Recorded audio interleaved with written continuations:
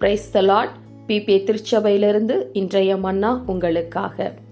சங்கீதம் 36:8 வாசிக்கும் பொழுது, உமது ஆலயத்திலுள்ள சம்பூரணத்தினால் திருப்தி அடைவார்கள், உமது பேரின்ப நதியினால் அவர்கள் தாகத்தை தீர்க்கிறீர் என்று தாவீது இங்கே எழுதுகிறார். கிறிஸ்துவுக்குள் பிரியமானவர்களே, நாம் ஒவ்வொரு முறையும் ஆலயத்திற்கு செல்லும் போது நமக்கு நன்மை உண்டாகிறது. அது ஆலயத்தில் கர்த்தர் வைத்திருக்கிற சம்பூரணத்தினால் நாம் நிரப்பப்படுவதால். நம் வாழ்க்கையில் மனநிறைவு, சந்தோஷம், மகிழ்ச்சி, பயமில்லாத எதிர்காலம், வாழ்க்கை பாதை குறித்த தெளிவு, ஆசீர்வாதமான ஆரோக்கியமான வாழ்வு, இவை எல்லாவற்றின் நிறைவையும் ஆலயத்தில் கர்த்தர் நமக்காக வைத்திருக்கிறார். ஆனால் இன்றைக்கு நாம் இவைகளையெல்லாம் உலகத்தில் தேட ஆரம்பித்து விட்டோம்.